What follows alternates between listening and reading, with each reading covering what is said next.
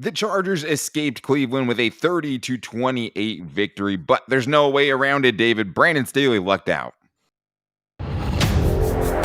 You are Locked On Chargers, your daily podcast on the Los Angeles Chargers, part of the Locked On Podcast Network, your team every day.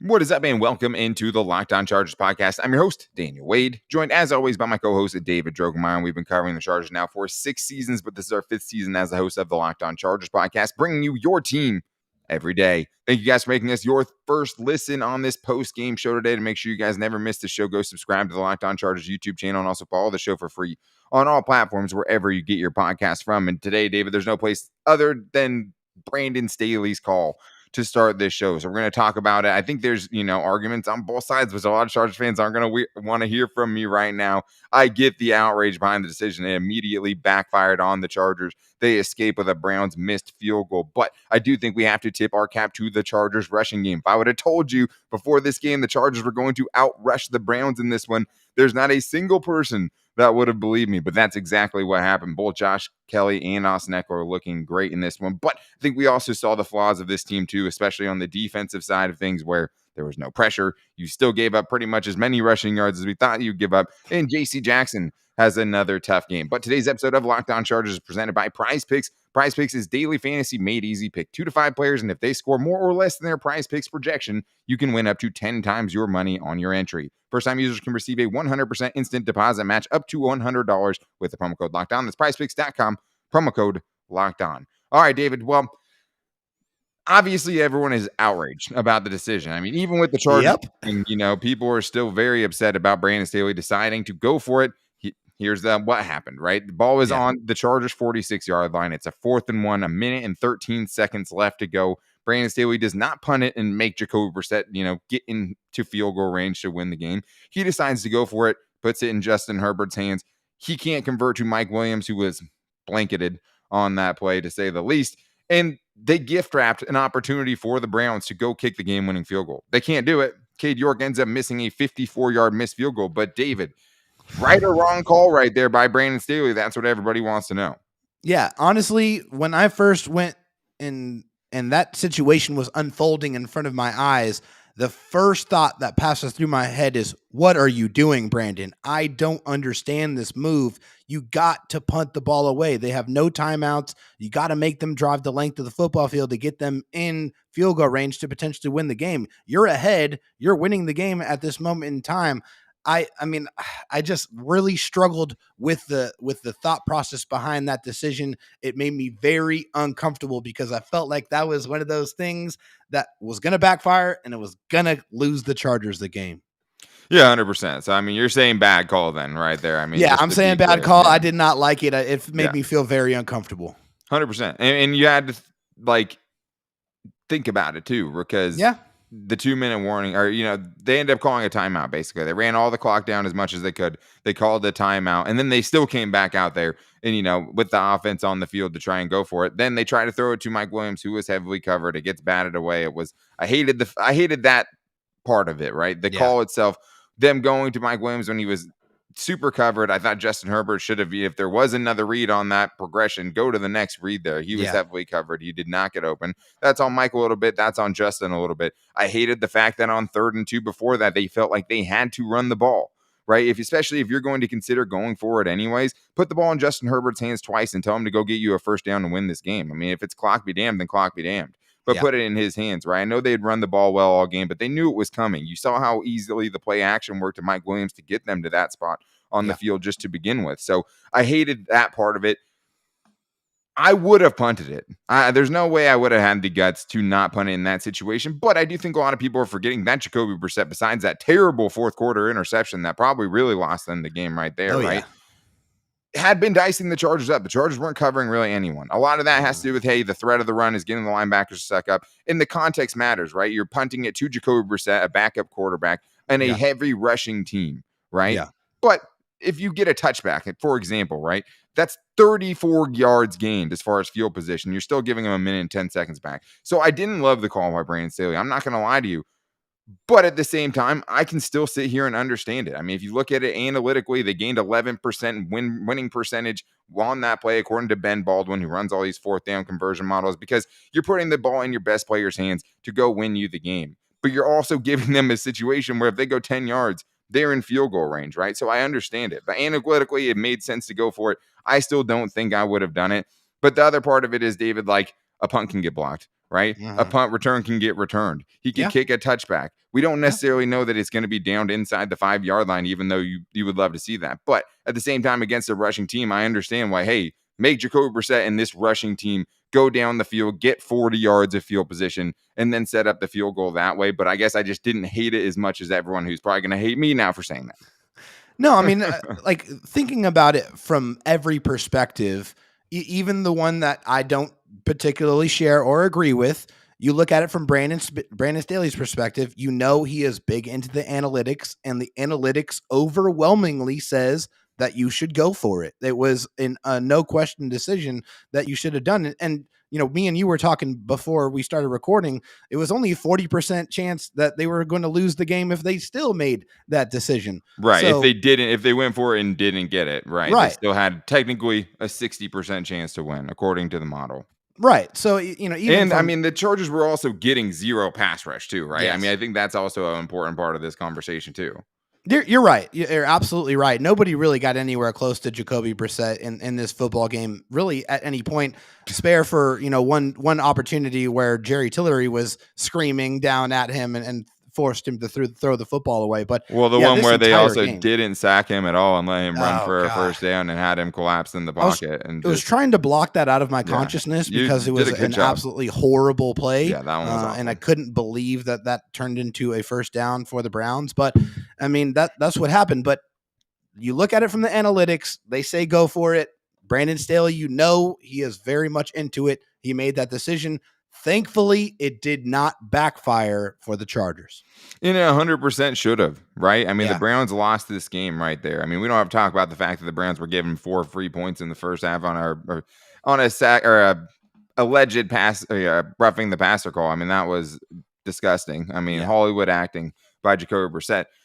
But yeah, I mean, I think at the end of the day, like, it should have backfired, right? He would be taking a ton of heat today or Monday, you know, as everything's coming out, like, and he would deserve it because that is a big call. But I think at the same time, though, at least for me, if you tell me going into this game that I didn't feel good about already, that I'm going to have a chance on 4th and 1 with the ball in Justin Herbert's hands to go give myself 100% chance of winning this game, I'm probably going to take it, especially, you know, if it's not a for sure thing that they're going to lose if they don't make it, right? So I definitely understand the outrage. It was crazy. You don't see teams do what Brandon Staley did.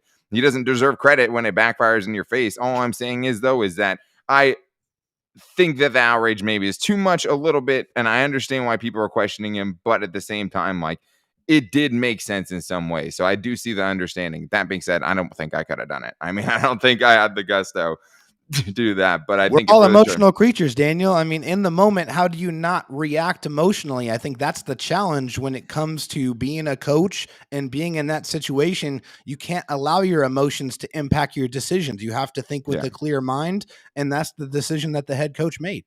100%. And I mean, the thing is like, we also would have been sitting there sweating, you know, had Jacoby Brissett taken over at the 15 and was potentially, you know, a minute and 13 seconds, a minute and 10 seconds, maybe a little less when they get the punt. It's just an eternity still to only have to go get a field goal for a kicker on their team that had already made a 58-yard field goal so far this season. So we would have been sweating it out either way. It's not like it would have been an easy win had the Chargers punted it, but I definitely understand why people were like, hey, you punt that ball, even though your defense really hadn't stopped anyone all day outside of a boneheaded interception by Jacoby Brissett, where he could have easily picked up the first down. But there were positives, at least, to take away with this. It was a weird, wild game in this one. One of the huge positives taking away from it is Austin Ekeler washed?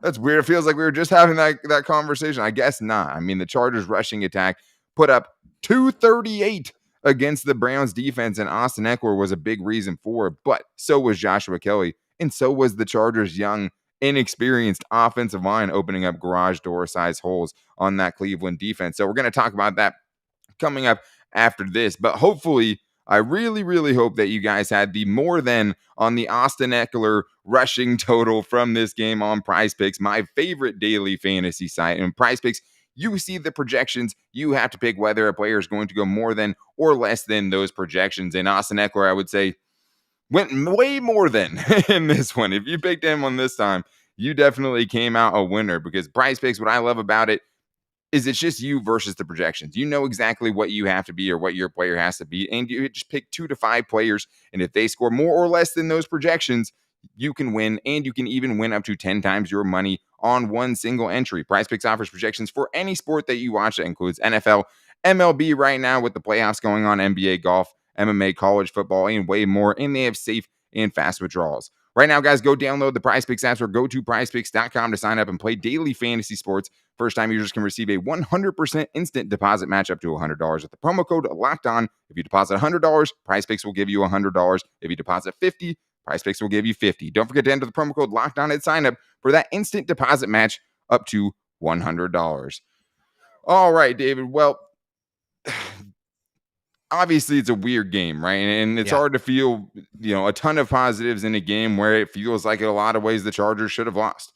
And like I said in our little, Locked On Now clip, sometimes it's better to be lucky than good. And the Chargers don't ever get a lot of breaks.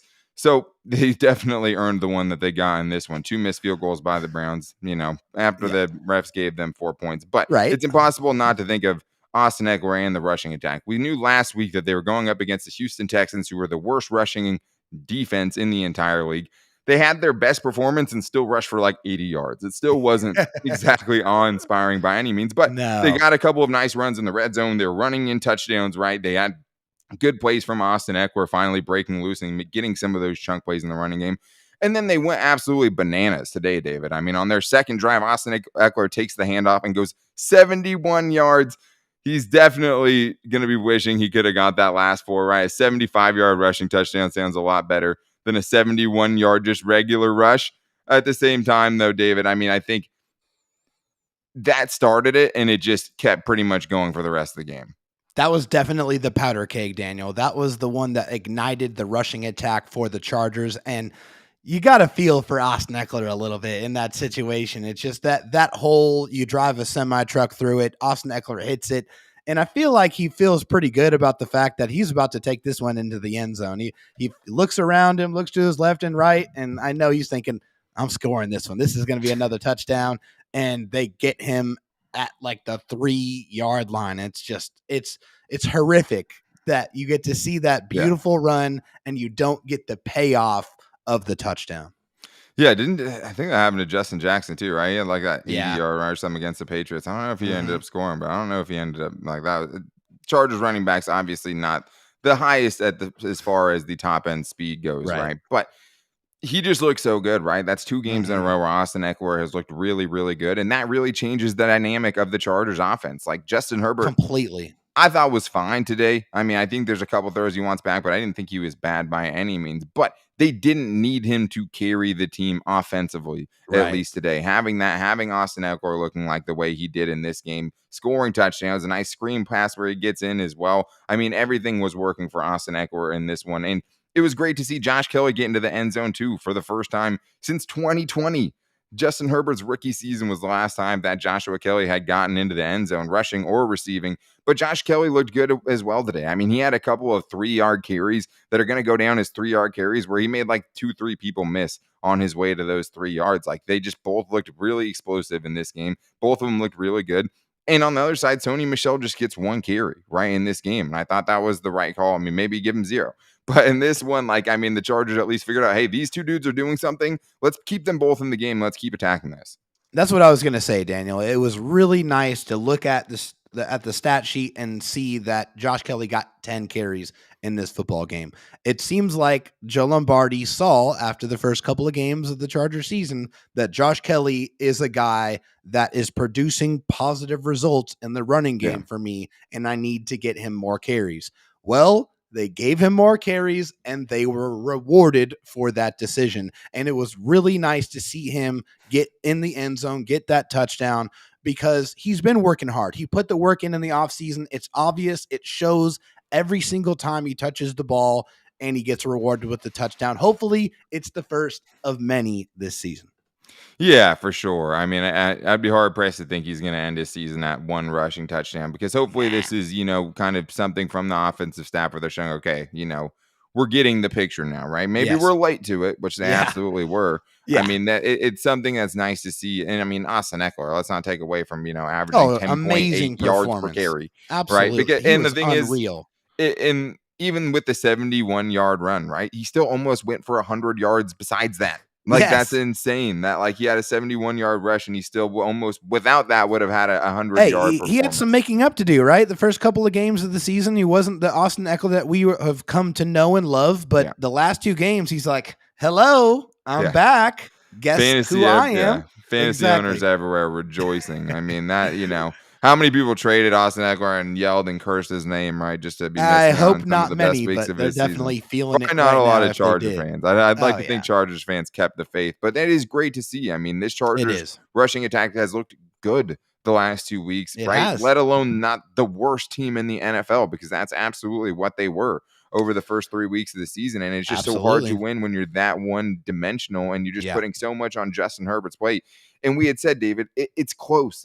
All these runs are going for 2-yard gains, but it just seems like there was just something missing, something that wasn't clicking. And when you have a bunch of moving pieces on the offensive line, that's going to happen. But can we get a shout out for the offensive line, right? I mean, Myles Garrett was a borderline non-factor in this game, pass rushing wise, right?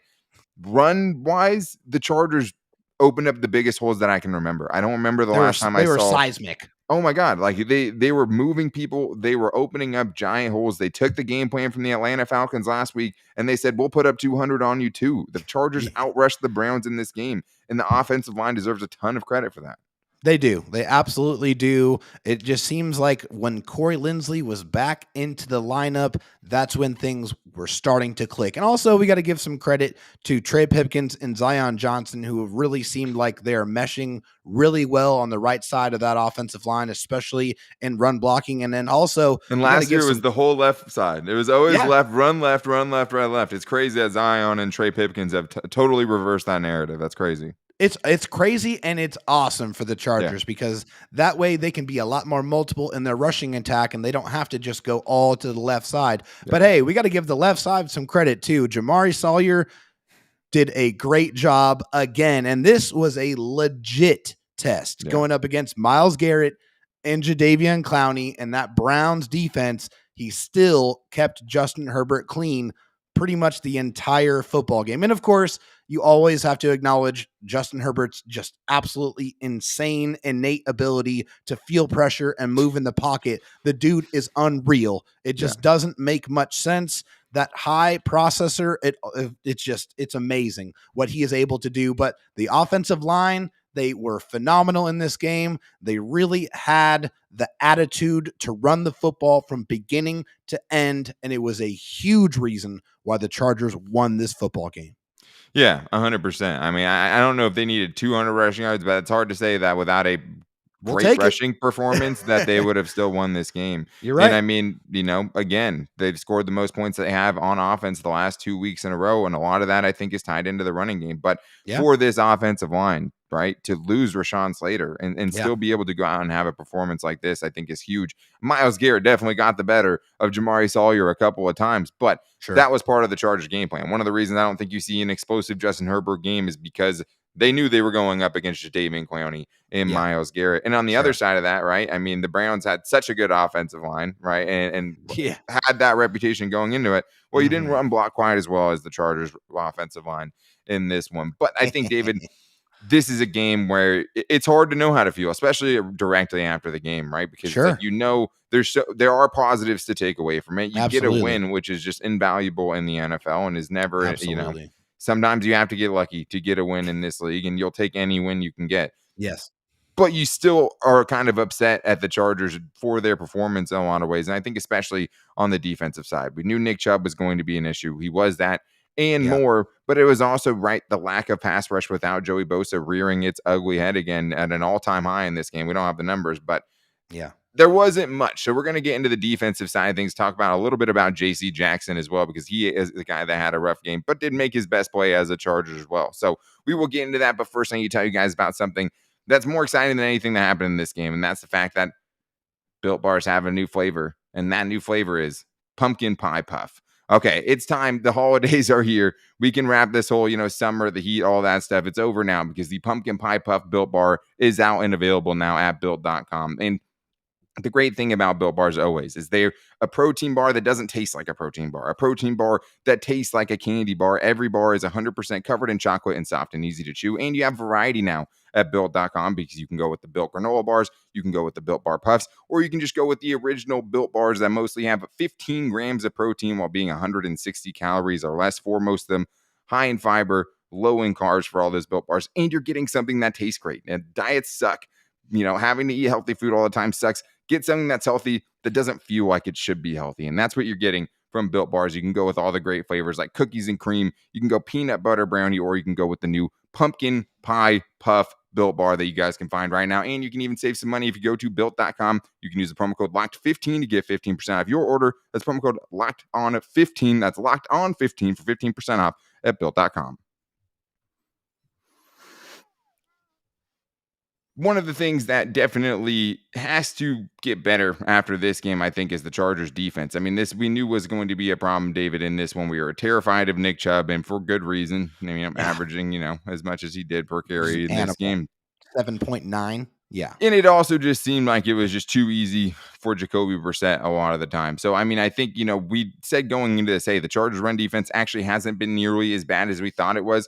But it was 3 big plays, right? It was a 250-yarders and a 75-yarder that it really kind of skewed the averages. Well, shocker, Nick Chubb does not go for a 50-yarder, bold prediction, correct, but he does have a 41-yard touchdown in this game. It seemed like they were getting it whenever they wanted. Where they got in trouble was, incomplete passes, wide passes on things like first down to set themselves up in long situations. But David, I mean, I think it's still safe to say that even in a win like this, it's hard to feel much better about the Chargers, specifically with their run defense. No, I mean, and yeah, you said it, Daniel. Going into this football game, we knew the absolute Mount Everest test that the Chargers' run defense was going to be facing, and they failed. I mean, there's no other way to say it. They gave up 213 rushing yards and 6.9 yards per carry. Nick Chubb averages 7.9 yards per carry, and Kareem Hunt 4.3. And then, of course, Jacoby Brissett himself, 10 yards per carry. He didn't run very much, but that is a lot of rushing yards. You knew the attack. You knew that the Browns were going to run it down your throat, and that's exactly what they did from the beginning of the game, pretty much throughout. Now, the Chargers in the second half, they did make some decent adjustments. They did hold the Browns to 7 points total in that second half. Sure. But they were also gifted a couple of plays that made that happen as well. They, a couple of missed field goals, that interception in the red zone. Those are definitely parts of this story. But the run defense was horrible, and we didn't get very many positive things out of this game that can help us determine what this run defense is going to look like for the Chargers going forward this season.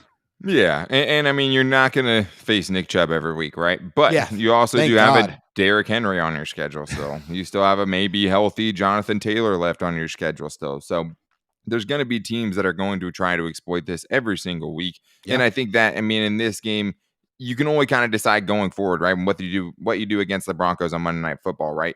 If this was just, okay, hey, we went up against a high-powered rushing attack, or if it's just going to continually be a problem all season long. Another big play allowed in this one, even after Nazir Adderley ended up getting benched for Alohi Gilman, who comes up with the game-saving interception basically in this one. I mean, the Browns move the ball, Will. I know you said the 7 points in the second half, though, but missed field goals, right? You end up throwing an interception basically in the end zone on the goal line and taking points off the board. You end up missing the late field goal that gives him another 3 points. I didn't take a lot of positives. I didn't think the Chargers defense played much better in the second half, or really much better at all, really during this game. In the first half, they did force back-to-back 3-and-outs to help the Chargers get back into it after they allowed a 14-0 hole. But I think the most alarming thing to me, David, was, hey, we didn't really talk about Khalil Mack a lot, right? And it just kind of went to show me as well, like, hey, there's maybe just not enough on this Chargers pass rush to make up for not having Joey Bosa. Teams specifically scheming for Khalil Mack and not being as worried about Kyle Van Noy or Chris Rumph, whoever's on the other side. I mean, we've seen some bad pass rushing performances, David. I mean, this one, is up there. I mean, there was almost no pressure, and that ended up allowing Jacoby Brissett to basically dissect the Chargers defense. Jacoby Brissett was very, very comfortable in the pocket pretty much the entire game. He did not have pressure in his face. He did not have pressure off the edges. Now, also, let's give some credit to the Browns' offensive line. They are fantastic. You know, they're Maybe great the best run blockers. Yeah. They are great pass blockers as well. So you're not going to face that Browns offensive line every week either. But when we saw them manufacture some pass rush against the Houston Texans, we did not see any such manufacturing of pass rush against the Cleveland Browns in this game. And if the Chargers defense wants to improve their run defense and their pass defense, that pass rush is a huge component of it. They got to get back to being more creative, getting after the quarterback, because you are going to be without Joey Bosa for several more weeks. Yeah, I mean, a while, right? If the timeline's really 8 to 10 weeks, like it has to be better than it is right now. And it will look at least a little better when it's not offensive lines that are the Cleveland Browns, like I said, who maybe might be the best in the NFL. But there was a couple other concerning things, David, to me in this game. I mean, I thought Derwin James, especially early, wasn't having his best game. I mean, and obviously he's held to a ridiculous standard. Absolutely. But another superstar that's supposed to be there on days where Derwin James maybe doesn't have it all is J.C. Jackson, right? You paid him to be a star on this defense. You paid him to create takeaways. Another game, David, where it's hard to feel good about it. I mean, I'm going to sit here and say right now, if I was going to bet on it, I'm going to bet on that dude figuring it out because I just think he's too good to not figure it out. I think he's still going to probably has a chance at 5 picks this year in the last, 12 games of the season so far. And I do think that the ankle maybe is playing a little bit of it. Yeah. Still hard to feel great about him, and how you should feel about him going forward in this game. He did make a play to break up a pass to Amari Cooper that ended up, taking some points away from the Browns eventually. At the same time, it's still hard to feel great about it. Well, and it doesn't feel good because Jacoby Brissett was targeting J.C. Jackson. He was going after him pretty much the entirety of the game. He didn't want any part of Asante Samuel Jr. No, he didn't. He didn't throw at him pretty much at all, but he targeted J.C. Jackson a lot in this game, and that's not what you brought J.C. Jackson in here for. His reputation precedes him, but his play on the field this year unfortunately is not. So he has to, he still definitely doesn't look like the exact same player. He might still need some time to get acclimated. I still agree with you that I believe he is going to figure it out. It's going to take a little bit more time, but nothing that you've seen from J.C. Jackson through the first 5 games of the season gives you much confidence so far. Well, yeah, and it's 3, right? I mean, for him specifically, he has missed 3 2 games for so him, far. yes. So it is kind of early on for him now, and he's still kind of finding his way. I did think you can take a kind of positive note away from it with him getting that pass breakup and having a nice break at the end of that game. And obviously, when you play a rushing team like this and you need your perimeter guys to be helping in the run defense, it always is going to, help you throw the ball easier. And that's one of the reasons why Jacoby Brissett had as clean of a game as he did until the end. And why really, I mean, the Browns could be 5-0 easily on this season, right? They ended up blowing it totally against the Jets. They blew it today against the Chargers. Like, that is not a terrible Browns team. That Browns team could have been, 3-1 easily going into that game, with just like a basic, understanding of the end of football games. People doing it worse than the Chargers, I guess, at some points. But that is going to wrap things up for today's show. There's still a lot we have to get into and buy or sell, including Nazir Adderley kind of getting benched without any of us knowing, and also more into that Brandon Staley call, because I think there are still some factors of that will have some lasting ramifications, right? And Joe Lombardi doesn't seem like he's getting as much heat today after back-to-back 30-plus point performances by the Chargers offense. Still, the red zone offense is something that has to get addressed. So we'll be getting into that tomorrow to make sure you guys don't miss it. Make sure you're subscribing to the Locked On Chargers YouTube channel. If you're watching now, make sure to go subscribe there, or you can find us, as always, on all the different podcast platforms, Apple Podcasts, Spotify, wherever. You can find us basically everywhere. And if you like the show, make sure to rate and review as well. A lot to get into tomorrow. If you guys also want to make sure you never miss the show, you can find it on all of our social media. You can find me on Twitter at DanTalkSports and David Drogemeyer on Twitter at DroTalkSD. You can also find the show's page at Locked On LAC, as well as at Locked On Chargers on Instagram, and on our Locked On Chargers Facebook page. If you guys want to call in with your questions after some games, where I think a lot of people, or after a game, I think a lot of people still have some questions, call in to 323-524-7924, and we'll try to get into some voicemails this week, because the next game's on Monday Night Football, so we're going to be doing some different things this week. But make sure you guys are back here for Buy or Sell tomorrow with Brandon Staley's call and much more. Until then, take it easy and go Bolts.